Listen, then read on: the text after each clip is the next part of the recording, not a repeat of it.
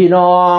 เกิดอีหยังขึ้นกับไม่พัชรีอีกแล้วโพดวันลีเด็ดมารีประจำตัวแล้วอีกแล้วเกิดแต่กับกูพนาวานะมีทุกปัญหานี่กูอยู่เสมอพนาวาเกิดปัญหาอย่างอีกเนาะอีเมกูเอ่ยพี่น้องเอ่ยบัดไปไล่มามือกล่องเล่าซอกมือกล่องเล่าเข่าโรงพยาบาลกระทันหันนอนห้องICUพุ่นอาการหนักเติบดิพี่น้องอยู่โรงพยาบาลปราสาทจังหวัดสุรินทร์ตอนนั้นไปเล่นยุทธแถวนั่นบัดเนี่ย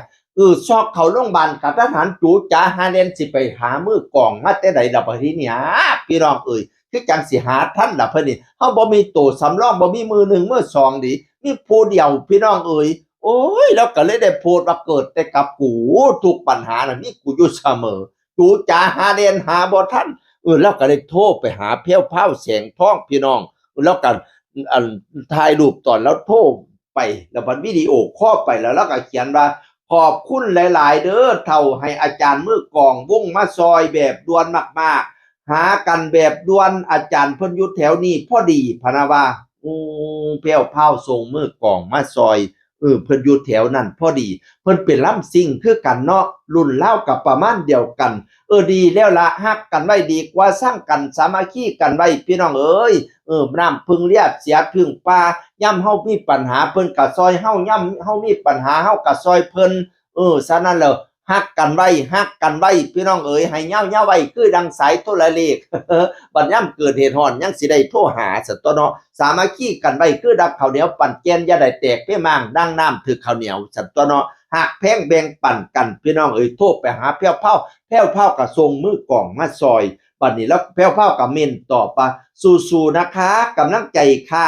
ผู้จัดการยุ้ยก็ว่ากำลังใจค่ะฮอดซี่พิธีกรก็กำลังใจครับแม่ว่าซั่นเป็นกำลังใจให้สู่ผู้สู่คนส่งมือกล่องมาซอยมื้อหนึ่งเพราะว่ามื้อต่อมาก็ต้องหาเอาผู้ใหม่เนาะก็มีรุ่นน้องของมือกล่องผู้เก่าล่ะมาซอยพี่น้องเอ่ยมาทำหน้าที่แทนเพราะว่าผู้นั้นเข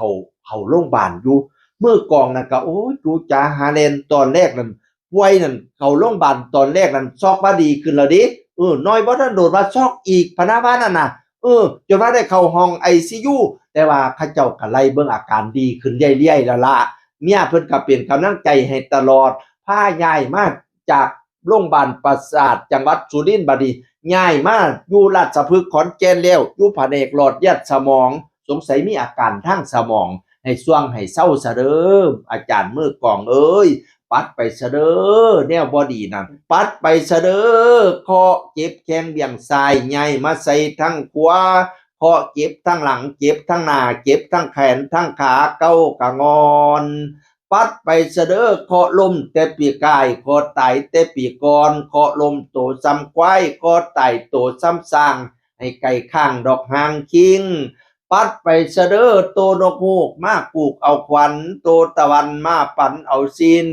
ไปซะเด้อไปอยู่บ้านอยู่เมียงสุพุ่นไปอยู่ป่าไม่เหลียงไปอยู่เมียงไม่อ่อนไปข้องกินอยู่หญ้าไปข้องถ่าอยู่ดินพุ่นนี่ไป